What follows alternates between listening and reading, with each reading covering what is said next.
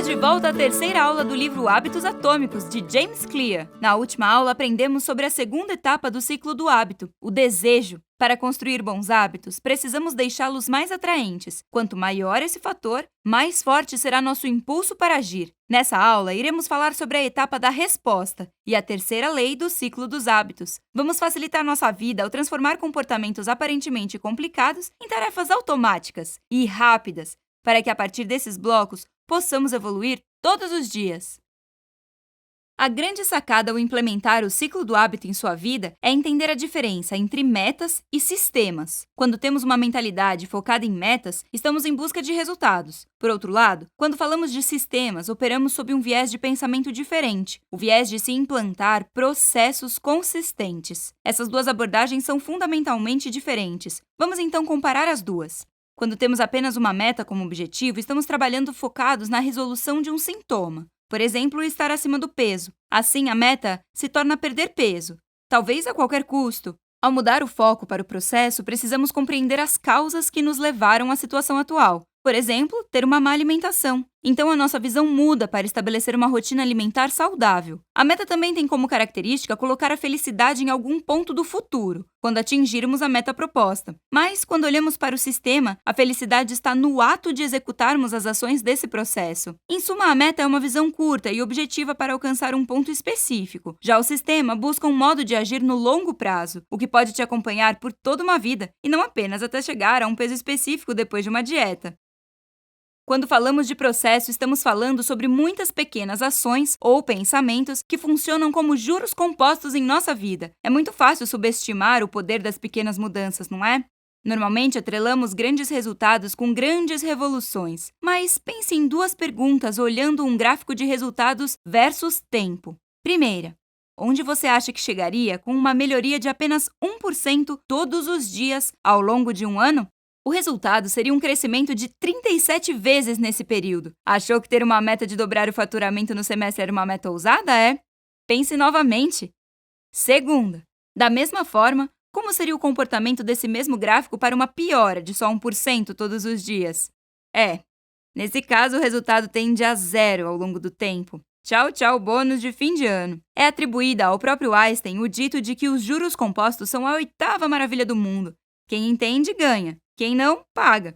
Essa força se dá pela natureza do acúmulo exponencial gerado. É claro que estes acúmulos podem ser positivos, como produtividade, conhecimento e relacionamentos, ou negativos, como estresse, estagnação e indignação. Tanto para o bem quanto para o mal, nossos hábitos cotidianos têm o poder de mudar nossas vidas. E para uma vida de sucesso, cada pequena vitória conta. Entrando na terceira lei do ciclo do hábito, vamos entender melhor como lidar com a etapa da resposta, tanto quando fomentamos a ocorrência de bons hábitos, quanto ao frear o acúmulo de hábitos ruins em nossas vidas. A dica de James Clear sobre como usar essa lei é simples.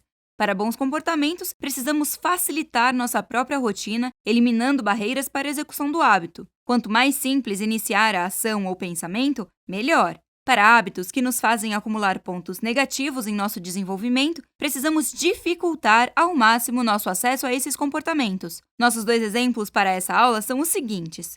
Primeiro, para você se exercitar mais, proponha uma simples volta no quarteirão todos os dias. Um tempo longo ou grandes distâncias podem parecer muito esforço no começo de uma rotina de exercícios. Então, seja humilde. O importante é sair de casa para caminhar. Segundo, por outro lado, parar de comer besteira é um desafio justamente porque esse tipo de alimento é extremamente fácil de ser consumido. Enquanto uma salada de fruta exige itens frescos descascados na hora, uma barra de chocolate é só abrir e comer. Podemos dificultar o acesso a esses alimentos deixando-os fora de alcance. Por exemplo, guarde-os numa prateleira que só é acessível com uma escadinha e que fica guardada lá nos fundos da casa. Imagine por um momento que você está regando uma horta com uma mangueira. Você nota que está saindo pouca água e quando vai inspecionar, acha um nó no meio da mangueira. Qual a melhor forma de garantir mais água para sua horta?